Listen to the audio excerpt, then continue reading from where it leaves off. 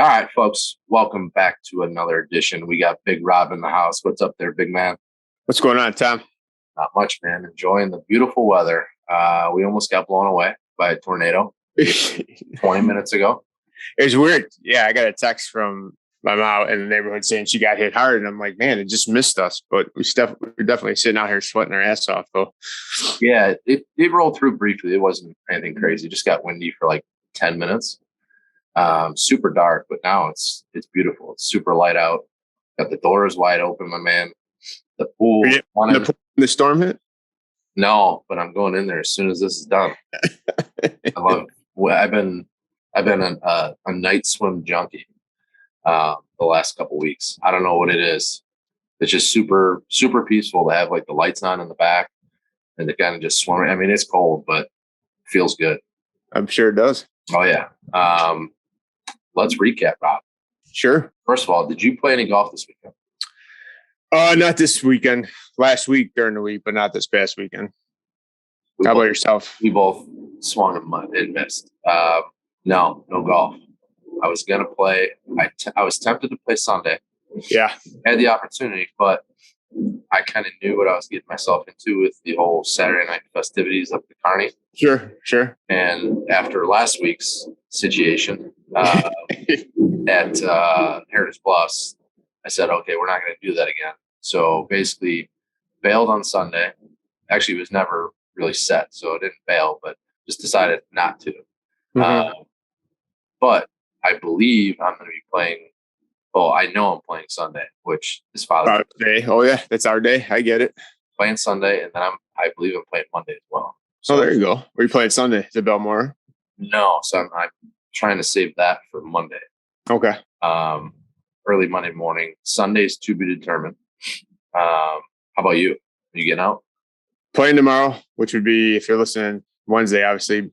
Yesterday, Tuesday, playing Klein Creek, getting out there first tee time. So excited about that. Nice. Not excited about the heat, but be nice to swing the club again. And then hopefully Sunday, we were looking for tee times, and it just seems like every course and their mother is booked all the way up to like noon. So shame on us for waiting till last minute. But are they really already? Oh, it's bad, man. I went through our whole schedule. I went through West. I went through South. I didn't touch North. Just to look at courses. The only backup is Carriage Greens. I really just don't want to play Carriage Greens, to be honest with you. Yep. But if it comes push to shove, if that's the only tee time I can get in this, because I don't like to tee off after 7 a.m. I just can't stand it. Right. So if I can get something in it, Cog Hill had a few like 5:30, 5:40, but the people that want to play think that's a little bit too early. So, ooh, is that a 5:40 is not bad. I don't think 5:40 is bad, and it's Cog Hill. It's like I don't know. What's the earliest tee time there? They have a 5:30. I don't know if that's when they're first. I mean, whatever sunrise is, obviously. Right. So, but yeah, it seemed like. I mean, I even looked at Ruffled Feathers. I looked at Big Run. I mean, I looked Orchard Valley. I hit pretty much every one in ours. Heritage Bluffs. I was like, oh, please have something. They're not open till they don't have anything open till like 2. So I mean, obviously it's Father's Day, so I get it.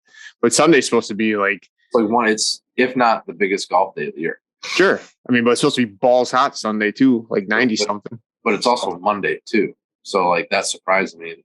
Like if we were talking and it was Wednesday, yeah, I wouldn't be surprised by that. But the one thing I've noticed is like most golf courses, they're like, now they're only a week out, right? Where they open up their tee times where like years past, you could have got it like 2 weeks ago, prior. So yeah, this is true. It is more common to see like 7 days out, but I still think most are probably 10 to 14, right? Yeah. I mean, like I said, dealing with our courses, I would say most are. What's bananas to me is some are like 30. Like who's booked? I mean, like Arizona, I booked our Greyhawk back in, I think, first week of February. So, I mean, I get that's a destination. Right. I get that, but it's like, that's crazy to me too. Yeah. Well, I take that back. It might not be public. I know a lot of places like Ravislow, I believe, the preserves Highlands, Bowes Creek, they have members, right? So Yeah. those guys I believe get 7 days in advance to the public. So really, realistically, they could book essentially 21 days out. Sure. The public hits it. I mean, Ravislow wanted $100 for Sunday. Yeah. I mean, I could see that. Yeah. I mean, yeah, like I said, it's a huge golf day. It's going to be a great weekend. Weather's going to be booming. Think we're having a barbecue. There you go. That'd be fun. Yeah. A little golf in the morning. Host with the most now with the pool. There you go. Oh yeah. Just, it's going to be hot. And I'm like, she's like, what do you want to do? I'm like, just hang out and have a barbecue, Yeah. You could have your family over if you want. Like, dude, if you ask me what do I need to do for like a day like that, and most of the time the answer is just like nothing, like, oh yeah, yeah, often just like hang out, right? Yeah, exactly. So, yeah. Hang out with the girl and, do some cannonballs and there you go. So speaking of golf, Rob, your boy, Rory, won his second RBT. Fuck, T again. Once again, T. T's picked 3 of his last 5 are winners. Yeah. Did you take Rory? I picked Rory. I just didn't bet Rory again. It's like it's a running theme now because next time I do take T's pick, it's not going to win. Well, I mean, there's no better week to do that this week. Oh yeah, US. Yep. Yeah. Mm-hmm. I mean, we got US Open week. First going back to the RBC. Yeah. Didn't watch a ton of it. Caught a little of it yesterday. Yeah. The leaderboard was awesome yesterday. By the way, final group was awesome. Yeah. I wish I would have caught the ending. Didn't. Only caught highlights. I was about to say the Memorial. The RBC is awesome, man. For whatever reason, Rory just plays the lights out there. I was thinking about today. I don't really understand like why that course suits his eye so well. It's not like Linksy. Well, I think he had something to prove too. Not jumping ahead, but I think all those guys really wanted to stick it to the situation because, like, I was Thursday and Friday. I was going back between YouTube and ESPN Plus. I didn't catch. I was watching more of Live just to see it than I was of the RBC. But then yesterday we had a family gathering, and I saw 16, 17, and 18, and that was pretty good. I mean, Tony making that long putt on the birdie on 18 was pretty funny too. Yeah, I mean, I kind of feel bad for Tony. Finally puts like a 64, and he still didn't win. Puts a Sunday together finally, and he's just kind of outdone by Rory. Yeah, because Rory won 62, right? Yeah, yeah, and that was with like 3 foot. Yeah, but yeah, he was lights out.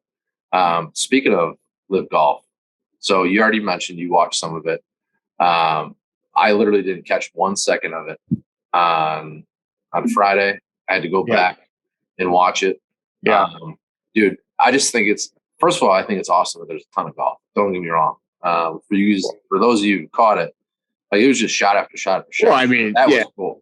But that's because they have no sponsors, no commercials. Right. So it's, I get that. I get what you're saying though. That was fun to watch. I thought, to me, being a designer, I thought the scoreboard, the leaderboard was pretty sweet on the left. I liked how, it told you how many holes they had left. I liked how it jumped up and down and stayed there the whole time. Like Andy said in Shotgun Start, the only thing I didn't like is how they abbreviated names. Like a lot of those guys, I didn't know their names. So it's kind of hard to follow. And the other thing I didn't like was like, they really rarely showed the team score, It was just the individual score. I heard a lot of people bitching about the ding noise, like when it would. Oh yeah, exactly. I thought it was my phone every single time. Yeah, I heard. I did like the Shotgun Start though, because I did, and I know other people have said this about it too, but I thought like I liked it because you didn't have 8 hours of coverage, right? It was like 4 hours of coverage where you can just like sit there and let it play in the background, understand, see what's going on. They're all out there at the same time. But I mean, at the end of the day though, like the play wasn't anything spectacular, right? I mean, it was pretty boring to me. Like DJ didn't shoot well. Phil, it was good to see. Not good, but it was interesting to see him out there. But it didn't really. I felt like it was pretty level. Yeah, I mean, besides the almost $5 million purse that Charles Schwartzel won, and then you have, which I think he was anchoring the whole weekend. You can't tell that putter was not anchored to his chest the whole weekend. Yeah, I saw some Twitter jab around that. And then Ogletree, who shot like plus 31 compared 24. Yeah. Yeah. I mean, that last 125K, like.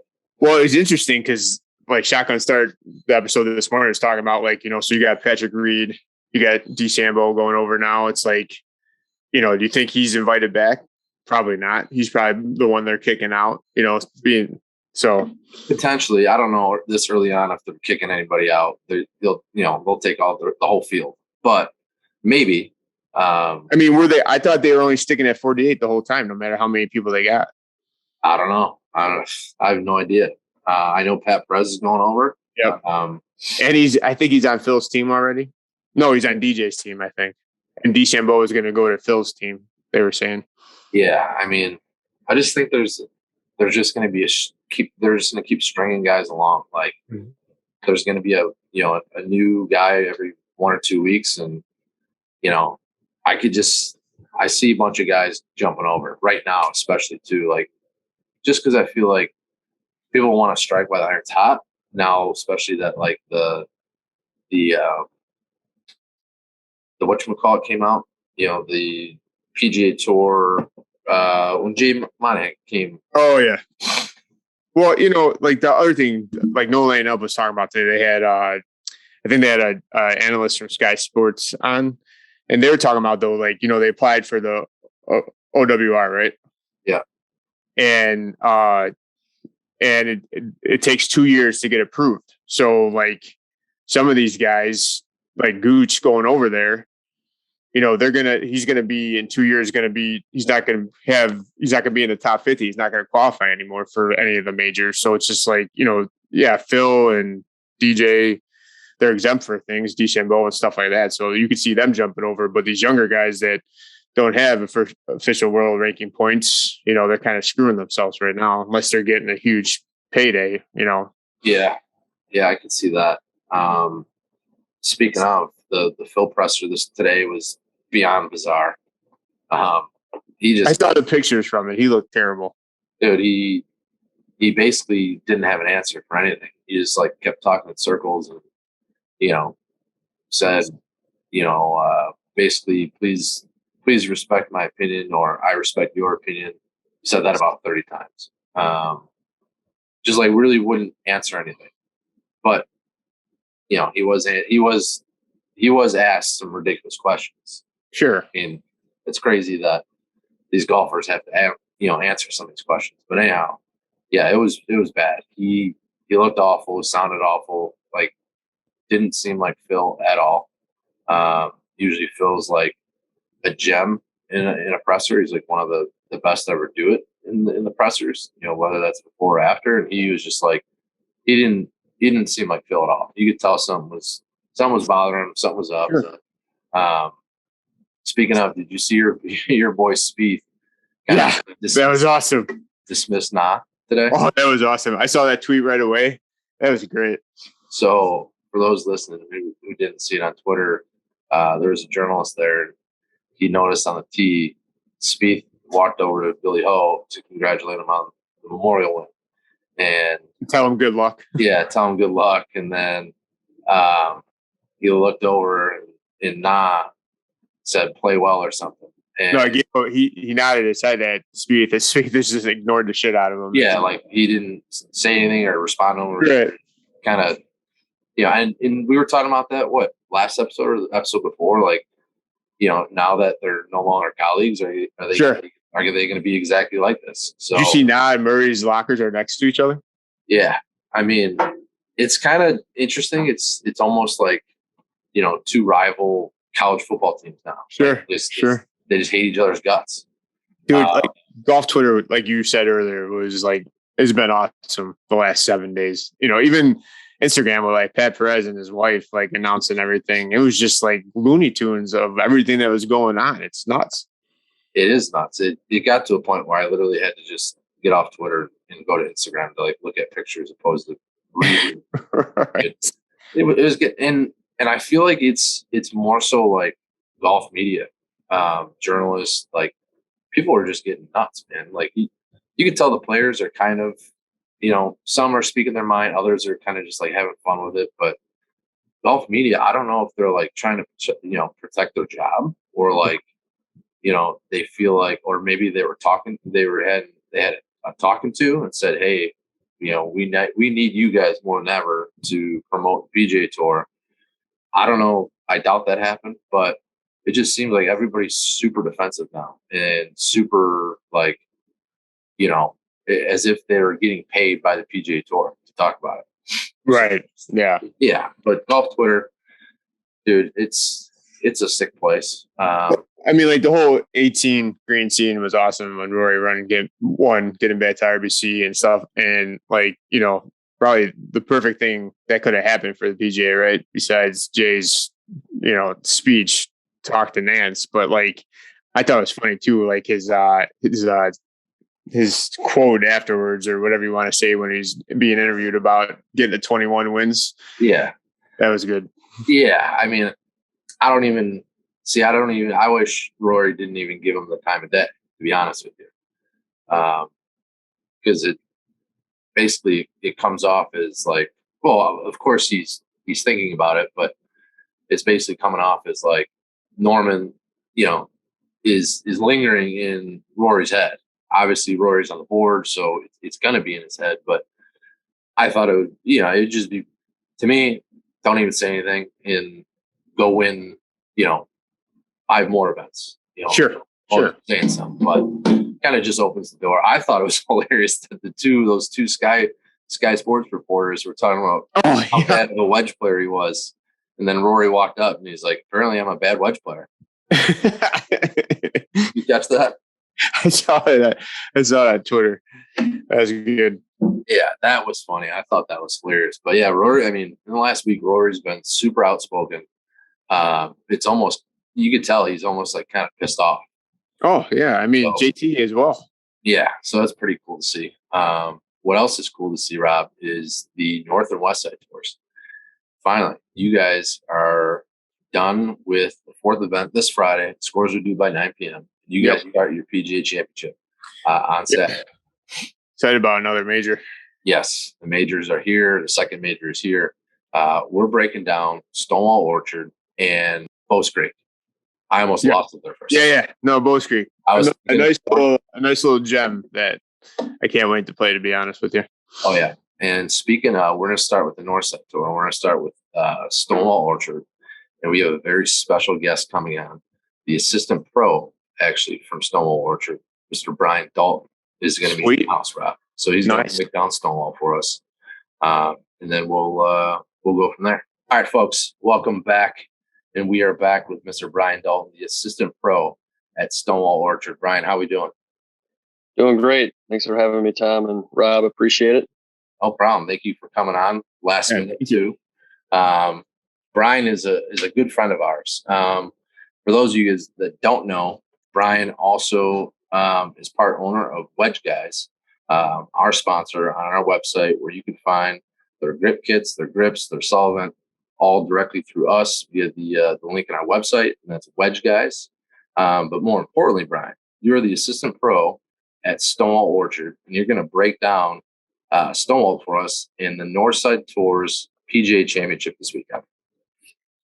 Yeah, I'll do my best to try to give you guys a few tips and tricks to make your way around there. There you go. As easy as possible. I'm sure you've kind of maybe looked up on our website. We do have hole by hole overviews, flyovers in each hole.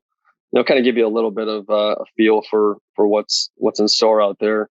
It's from the back tees. It's kind of a daunting task to even sniff par if you're capable. But I think you guys will be playing the gold tee, so you'll be about 6,500 yards. Yep. which, it's still a good test. We say it's a good test from every tee. The winds out there are typically a little bit stronger than you might see at other courses. It's, there is some link style feel to some tree line holes.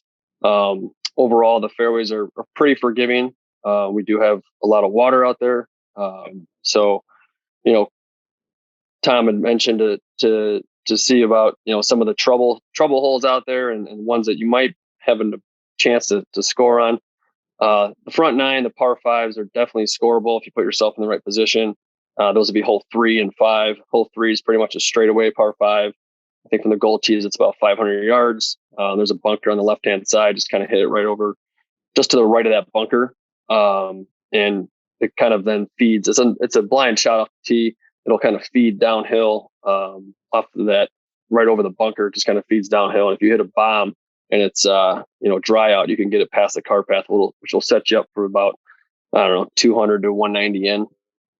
If it's wet, on the other hand, you never know, given that we're in, it's been a crazy weather year. Yeah. But if it's wet, it's definitely a pretty easy 3-shot hole.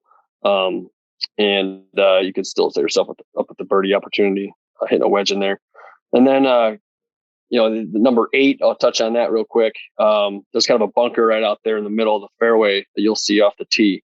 It's a pretty daunting tee shot because you got all marsh, wetlands all down the left side, and you got to carry it over it as well.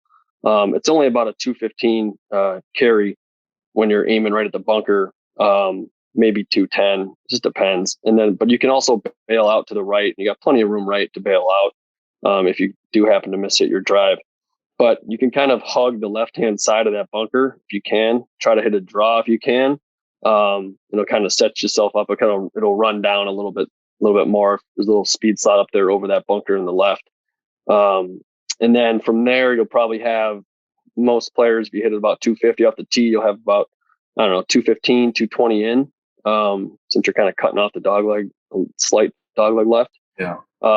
Second shot's not any easier, really. I mean, it is a tough shot. There's still marsh that you're going to contend with all on the left side, but it is an opportunity to hit the green in 2 for some of those longer hitters. But don't be afraid to bail out right, because you'll still, like I said, you'll have an opportunity to at least hit a wedge up there and possibly get up and down for birdie. But yeah, I'd say that would be your 2 primary scoring holes would be the par 5s in the front. They typically are at most courses. The back 9 for us, I would say the par 5s aren't as scoreable. I would say. I wouldn't say the birdies are. 10 is a little bit more than 18. 18 is the hardest hole out there pretty much. But we'll jump back to the front 9 and the hard holes now on the front 9, so to speak, are going to be 4, 5, and 6. I'd say, Tom or Rob, if you guys have been out there, 4, 5, and 6. Hole 4 has been voted as one of the hardest short par 4s in Illinois. Yeah. Years ago, I think they had like a compilation list of like the 18 hardest holes, so to speak, in Illinois, and that I think Glenn Woody made that list. I can't remember that. Yeah. What hole is that on Glen Woody? 16. Supposedly 16 at Glen Woody's been like the toughest hole in Illinois for like 30 years. I remember playing there in high school, and I remember just being like, all right, I'm on the first hole, and I'm like still thinking of, okay, I know I got to play this hole at some point. It's coming. It's coming. Yeah. Got to hit it high. Can't be short. The word around too is that Tiger bogeyed that hole. So like they hold that super high up, like even Tiger Woods bogeyed this hole. So awesome. I believe there's a plaque in the clubhouse that still says like, whatever rated 16th hole, for however long. But anyhow, going back. So yeah, number 4, you got to carry it over water. There's water all down the right side to a narrow narrow tee box, narrow fairway that slopes considerably left to right. That hole is car path only when you're out there, so don't get crazy and taking your carts, down the fairway, because it's all roped off. So you'll see. But so then from there, I mean, it's only about 300 yards from the goal tees, 310. So the bombers, if it's downwind, you could drive the green. but it is pretty risky because there's water all on the right side. And if you tug it a little left, there's trees and fescue up there on the left that you have to contend with as well. So for me, when I play the hole, I usually play, from the back tees, which isn't that far back. It's 340. I hit driver every time. You might get in the tee box and think, oh, I'm going to play it safe, hit an iron. Well, yeah, if you miss it an iron, you're in the water. If you leave a iron a little right, you're in the water. So, just get the driver out and just try to aim just to the right side of the bunker you'll see out there in the middle of the fairway. You heard it here first. Pull up the big dog. You don't want to be in that bunker, I can assure you. Yeah. But don't get me wrong, I aim at it every time because, it's not that big of a bunker, and I've been in it, but just aim at the bunker, aim a little right of that bunker. And you'll probably have, you might have a little flip wedge in, but, the green does slope from back to front. So it doesn't appear that way when you're out there in the fairway, but it does when that pin's back. Yeah. And say you did drive it close to the green. Just remember that if you're hitting a little bump and run, it's going to be fast and it's going to run away from you pretty good. So just keep that in mind. And there's kind of like a, right in the middle of the green, there's like a kind of like a collection that slopes down and then back up on the left side. We tend not to put a pin near there, but you will have to contend with it if you are kind of pitching it on that left side if you end up over left down in the rough. Sure. But yeah, so 4, you get past 4, you head to 5, which, after, you may, like I said, 4, it could be, you might play it and you might say, hey, I made a birdie, it was the easiest hole ever, or you might make a triple. I've been on both ends of the spectrum. So, but then you'll get to 5, and 5 is 187 from the goal tee, all over water. There's 2 trees that kind of, they're not in play off the tee, but visually it kind of creates like sort of a tunnel that you're going to have to shoot, that you're going to have to hit through. Yeah, you can still hit it over them, and you can hit a draw, or you can hit a fade, but the green is very difficult, especially to kind of to hit. The whole left side of that green, the front left side of the green, it's kind of like a little valley down there, just like little collection area. Everything will just run off and down into that valley. And so, you're hitting over water. So you got about 100 and I think it's about 160 probably to clear the water from the goal tee, depending on the line you take. But again, it's not an easy hole. The only advice I can give on that hole is just try to be dry. Yeah. Because if you hit it left, there's a car path over there and everything slopes, there's a kind of a hill over there. It'll just kick off that hill and kick it down into it is marked red stakes over there. Yeah. But yeah, it is, it's pretty challenging. And then comes 6. 6 is, 450 yards, par 4. It's pretty straight away. You can see the green from there, from the tee. It's kind of right out in front of you, but it's just a longer hole. The green's not overly difficult, but there's a couple bunkers that guard the green. But 4, 5, 6, you get through that stretch in, 1 over par, 2 over par, depending on your ability. If you're a bogey golfer, if you bogey all 3 of them, great. You're doing pretty good. You just can't take a big number on those holes. Can't tell you how many times I've double bogeyed number 5. It's a lot. how many balls I've lost number 5. It's a lot. Hey, we're getting a lot of pointers here. I love it. Yeah, right. Yeah. So yeah, that's pretty much, those will be your hardest holes in the front, 4, 5, 6. On the back, you got 11's pretty gettable. It's a blind shot off the tee. I already kind of covered 10. 11, it's a little dog leg left. There's a bunker out there. It's no problem to clear it for pretty much anybody. Apologies for those who are listening and you put in the bunker. I'm not trying to say you don't hit it far, but it's only like, I think it's 210 maybe to clear it from, depending on where they put the tee on that. The tee box is pretty big tee, so it just depends on where they put it. Yeah. But literally on 11, you can hit it as far left as possible. Don't be like, hey, I got to hit it right over that bunker. Just hit it, bomb it over that bunker. And even if you take it left of that bunker, that's where hole 12 is. So you got plenty of room left. Don't try to hit it one right. If you hit one right, if just aim way left. If you hit one right, you're going to have a long way in. And, like I said, the green is overly, it's not like all of our greens are relatively challenging, depending on what courses you play from. For me, it's kind of hard because I've been out there for 10 years, so I'm just so used to them, but they are challenging for someone that's never been out there before. 12 overall is pretty easy, short par 4. There's some bunkers out there. That green is probably one of the more difficult greens we have. Typically the shorter the hole that you're going to play, the more difficult the green is going to be. Right. And then 13 is just a par 3 over water, about 160-ish, depending on where they put the tee for you guys. Again, that hole is not easy. It's over water. It's, still required. The green is kind of funky. It kind of, it's really narrow in the front right, and it kind of feeds kind of back into the left. It's not an easy green, especially when the pin's front right. Yeah. If the pin's front right, short's not a bad thing. You don't want to be long. You don't want to hit it over the green, because it's going to make it back to front kind of, and it's a pretty tough chip. So, 13, obviously, it's an iron. You probably have like a 7 or 8 iron. But it's, like I said, it's pretty tough. It's a pretty tough shot.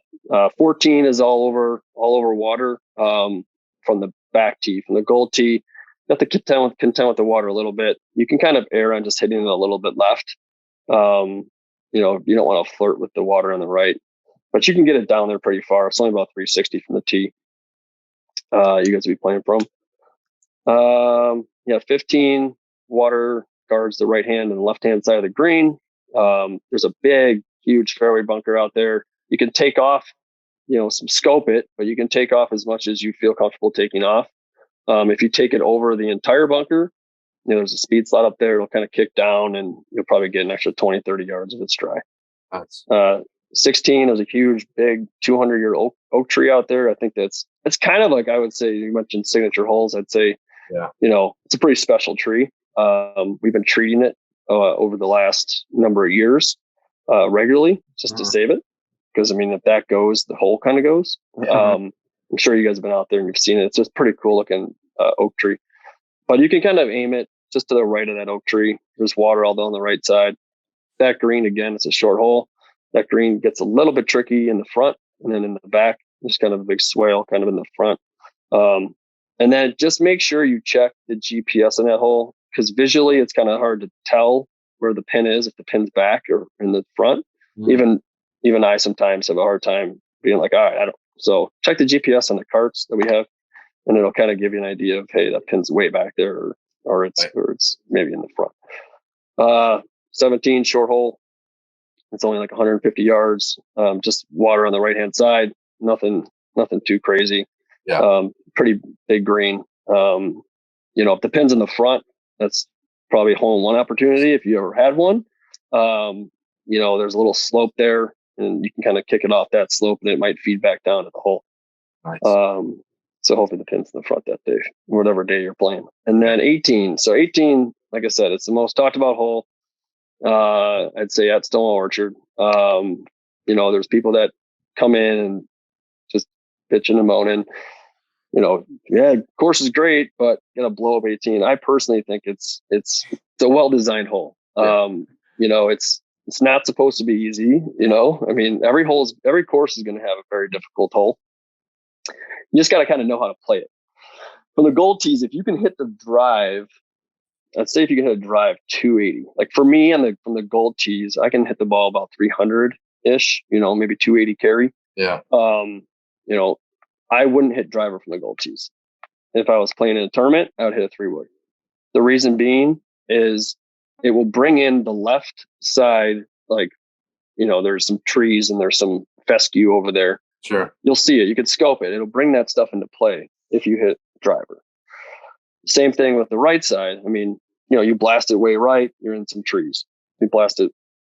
It's forgiving from the tee overall. The fairway is big. It's a pretty wide fairway, but I'm just saying, if you were to kind of blast it through the fairway a little bit left and you hit it far, you might run into some trouble. But let's say you hit the fairway, your second shot, you'll see the tent in the distance. Okay, to the left of the clubhouse is our tent. Aim it at that tent in your second shot, and try to be on the left side of the fairway. If you smoke one down there pretty good, let's just say you have a hybrid or 3-wood in your hands and you hit one down there pretty far, you'll probably have about 100 yards in. That's 560 something from the gold tees. So, like I said, hug the left side of the fairway as much as possible. And it's ideal to be in the fairway if you can on your approach to the green. The green, like I was saying, well, I haven't said it yet, but I was telling Tom earlier, the green is the smallest green in the course. I think it's like 4,200 square feet. Yeah. And depending on where they put the pin, there's water that hugs the whole left side, and behind the green. And in the front right of the green, there's a couple bunkers and there's a mound there. Well, if you hit it short and you kick it off that mound, potential that it could kick it into the water. Recently, we have grown up the rough to kind of protect the left side. So it is collecting more balls recently, but it's still, there is a possibility that you might hit like a great shot and it could end up in the water. Right. So it is important to come in from the fairway so you can generate some spin, preferably have, 9-8 iron in your hand. But if you're coming in from the right rough, honestly, just bail it right. If you're an amateur, you're 18 handicap, you have a hard time generating spin on the ball. Let's just say you have a 7-iron in your hand from the rough. Yeah. Just bail it right. Try to get up and down. That's your best bet on that hole. Bogey on 18 is never a bad score. But that would be pretty much the gist of it. Scoring holes. There are other scoring holes in the back nine. Like I said, 12 is a birdie hole. 16 is definitely a birdie hole. It's just how short of par 4 it is. Overall, like when we have tournaments out there, we've hosted U.S. Open qualifiers. We've hosted Korn Ferry Tour qualifiers. Overall, when those guys score well, they score well on the par 5s in the front, and then they'll score well on most of those shorter par 4s. Like even they will, like when they play well, they'll score well on holes 4, 12, 16, even 7. And that's, pretty much about it. Well done, sir. It was pretty good, man. Give the big fella a round. I don't know. I tried. No. No, I'm afraid to break down Bowes Creek after this now. So thanks a lot for that. Yeah. No, very, very in depth. We love that. Yeah, that's great. For guys listening, I mean, you literally just got a key to shooting 5-foot better. Yeah, right. I don't know. Maybe. I mean, you still gotta, put the ball in the hole, man. Yeah, it's not easy to do. It's true. Hey, for your first podcast, my man, you killed it. Well, appreciate it, guys. Yeah, good luck the rest of the way, and good stuff. So look out for Travis on the. For sure. Yeah, we'll be rooting for him. He's a good dude. Absolutely. Thanks, Books. All right, guys. We'll catch you later. Later, man. All right, see you. Later, dude. All right, folks. We are back. What a hell of an interview, Rob. Dude, that was awesome. Super in depth. Like I said, if you guys don't save 4 or 5 strokes playing that after listening to the assistant pro Brian Dalton give a in depth breakdown. I mean, he was talking about which holes to hit a bump and run on. Right. Yeah. To pull I love the bailouts. The bailouts are always like helpful. Huge. Like which I knew the bailout for every hole of every course I played. Super huge. Because I know there's a couple holes out there where like stand on the tee box. To his point, I think he was talking about 12, maybe. You can't really see what's like out there to the right, and having that course knowledge, knowing that you can kind of blow it right and be safe, sure. Unbelievable. So, again, we thank Brian coming on. We were told it was his first podcast ever. Yeah. I don't know if I believe that. I don't buy it. No, I don't buy it either. Anyhow, we're going to break down Bowes Creek now. We're gonna try to break down Bowes Creek. Yeah. After that, I don't know if we have that much intel, but yeah, Bowes Creek I can't speak for Rob, but Bowes Creek has kind of slid into my top probably like 5 courses around here. Probably because it's little brother, or big brother, however you want to look at it, Heritage Bluffs. I find them to be very similar. I think Bowes is definitely more linksy. Yeah. But I don't know what it is. I don't know if it's the terrain or kind of the setup, but I think they're very similar. in comparison, especially when it comes to like the quality of course. Yeah, I mean, top notch, to be honest with you. I mean, Yeah, the whole routing, the whole layouts, like there's some really fun holes, some open fairways, some targeted shots, but like it is a fun track. Like one, I like teeing off yeah, one, you're elevated a little bit. I think that's a great hole to start off. I love two's green is awesome. It's more of a longer green. And I do like how, it's not like a shoot, but how the fairway goes with the traps and the waist bunkers and stuff like that. But, and then I think 4 has to be like my favorite tee off hole. If you remember it, it's the dog leg. You got tee off over the water, and it's like a little dog leg left and everything like that. So yes, sir. 3 is that super long par 3, isn't it? Yeah, it's like over 200, I think. Yeah, that's a fun little hole too. But yeah, Bose is unbelievable. For the most part on the front there's some trouble, definitely some fescue. And then you have some water, I believe, on what 6, the par 5, if I remember right, because last year was the first time I played it too. And like you're saying, it was an awesome track. Like it's definitely in the top 5 now of what we play for me. But yeah, I think that first par 5, I think it's hole 6. It's kind of like a blind second shot. It's definitely a 3-shot hole, and then the green's kind of surrounded by the tall grass and everything. So there is, like you're saying, there's some long rough out there for like the linksy style for sure. But the greens, what I remember, are just like pristine, right? They roll right. They're not too fast, but they roll true. So and then on the back 9, you have those fun little holes. I think it's 14, the par 3. It's like you got that tree hanging out over the side. It kind of like blocks it to make you have to do like a draw around it, It plays up on a hill, right? Yeah, exactly. Yep. And then you have the super fun par 5 right after that. Right? No, there's hole after that. After it's the par 4 that kind of if I remember right, dog is it's a blind tee shot too, because you got that long stuff to the left off the tee that you have to try to, like, you can try to clear, if I'm remembering right. Yeah. But yeah, I mean, a lot of the par 5s are nice for sure. But like, it's a fun hole. I think it's another one of those courses like Heritage Bluffs where you probably do use pretty much every club in the bag. It's got a little bit of everything for you.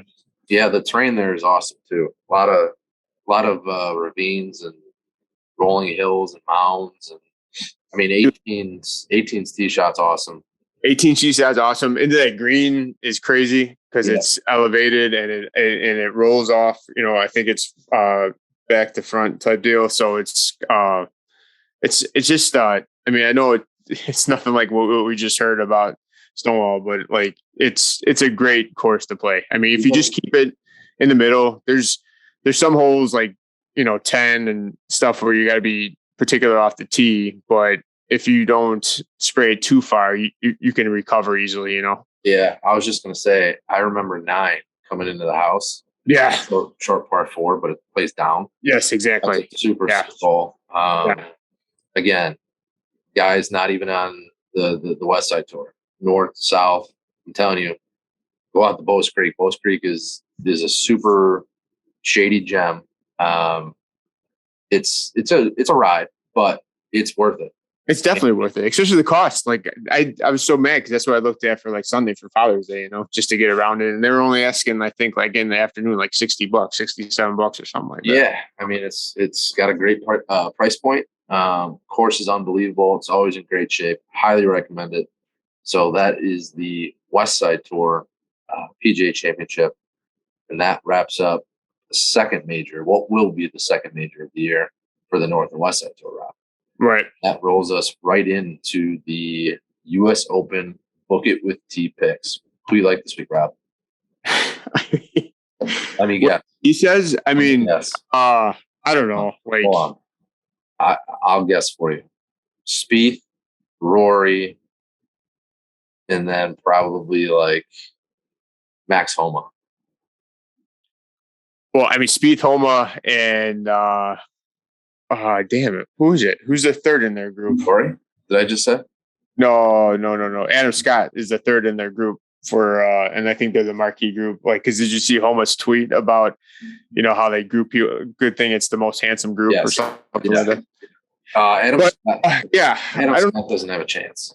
No. But obviously Spieth. I'm always going to root for Spieth. I mean, I think it's Spieth, JT, or Rory. To be honest with you, I know it's a far limb. I just don't know. I can't see Rory going back to back. To be honest with you. Hey, T's hit 3 of his last 5. Yeah, I guess. Yeah, go. Let's hear him. I want to hear what he's got. His long shot, Hava, 35-1. Sam Burns, 30-1. Cam Smith, 22-1. Patrick Cantlay, 20-1. And his favorite, Rory, 10-1. And you can book it with T. He's got Rory going back to back. Man, he's got Cantlay? I don't know. Yeah. I mean, still, I don't really get excited for any 20. I'll take Sam Burns at 30-1. That's for sure. Even Cam Smith, kind of like 22-1. I don't really like anything under 20-1. Didn't Burns play good this past weekend too? Yeah, I know they're the favorites, but just not enough skin for me. Sure. What do you think is going to be the winning score? I could see like 8 under. Yeah. So you think it's going to be single digits? Yeah. Single high digits. Yeah. 8, 9. Maybe depending on how, crazy this rough is getting. I mean, the course looks super sick. I'm not too familiar with Brookline. Had to look it up. The course looks phenomenal. The amount of cuts, they have like 4 or 5 different cuts there. And then the fescue. I mean, it looks super tough. I don't know how much that will come into play though. Maybe on some of the par 3s, it looks like they got some, shaggy rough around the edges of the greens. But other than that, I mean, I'm pretty excited. The U.S. Open, for whatever reason, usually doesn't get me going as much as the other majors. But for some reason, I'm pumped up this week, McGrath. Yeah, I think I got more a little bit. I like how fall obviously falls on Father's Day weekend, so I get a little bit more, more interested in it. Do you think, because Ricky's second alternate right now? Do you think he gets in? I would love to see it. I'd love to see it, and I'd love to see him play well. Maybe even what a story that would be if Ricky came out and won the U.S. Open and retained his card. And goes to Live Tour for Portland. I almost pissed myself. That would be insane. And just rips off. That he would have his exemption. Yeah, that would be hilarious. That would be the ultimate fuck you PGA Tour. Right, exactly. Right. Jesus, that would be crazy. Anyhow, are you ready for the top 3? I want to know the top 3 things you do on a daily basis that remind you of playing golf. That's a good one. Top 3 things I do on a daily basis. So when I'm working from home, I keep my yardage book cover on my desk. And I have Amazon sells them. It's like, you record each round, fairways hit. Yeah. How many putts, you get the right notes and everything, just like a little journal. Mm-hmm. So I'll check that. Especially if I know I'm playing, I'll check that once in a while just to reflect on what I've been doing wrong or what I've been doing right. Second thing I do is I keep 2 putters by my desk downstairs. So between projects to, take a little break, I sit there and I'll putt around a little bit. And then, to be honest with you, the top thing I do multiple times throughout the day is plug in another podcast. But, you got your shotgun starts, and listening to that, letting podcasts pile up, and then going on to Refuge and just checking out what people are doing around here. Like we have some fellow golfers in the tour that are on the Refuge. So it's kind of cool just to see people talk about the courses that we're playing and see what their thoughts are on it and everything like that. So, right. The other honorable mention is when you're grilling, you're out there practice swinging, right? So that's about it. With the spatula? Yep. Oh, yeah. So how about you? Well, that kind of falls into my 2-hole, but my 3-hole is probably just being like a super weather guy. So just look at the forecast and be like, sure. Like even though you can't play on Wednesday, you'd be like, oh, Wednesday would be awesome to play Sure. Oh no, damn, that's a good point. Yep. Yeah, just all kind of always knowing what's going on with the weather. I kind of have to do that anyways with the job, so it kind of runs parallel. Number two, I would say at the job, I walk around, and I've caught myself doing it, like going like this all day, like you know what I mean? To like make sure the back of my left hand is like sure. What I'm trying to do is like square it up. So I'll just like kind of just be walking and be like this, like an idiot. Yeah. So like like a ghost golf swing, like at impact. Well, you're our guy, man. The video that he put out about like the chair with like the hip rotation, right? Yeah. I find myself doing that in the office though, with like the chair I got set up there. But anyways, go ahead. Whenever I grab like a pipe wrench or like a broomstick, I'll hold it like a golf club. And then number one, I would say, or no, was that number two? Yeah. Yeah. Number one, then I would say just like anytime I walk past my garage, right? I'll be like, I'll go hit a chip, or I'll go hit a putt. I mean, the garage is open all day long, so constantly back and forth. And on a good day, I'll hit like maybe 40 chips, literally, just like walking back and forth. But yeah, those are the daily reminders that we golf. So awesome. That will wrap up episode 35. And as always, Rob, we'll see you in the fairway. See you on the fairway, dude. See ya. Here we are, first time out at Klein Creek. Had to find a spot in the shade. It was a war out here all day long. It was hot, exploding bananas, coffee all over my shirt, but I'm ready for a hot dog. It was done on the grill. It came wrapped in the foil. The dog is sticking to the bun. No onions were ready yet. Let's see, that's a good looking dog right there.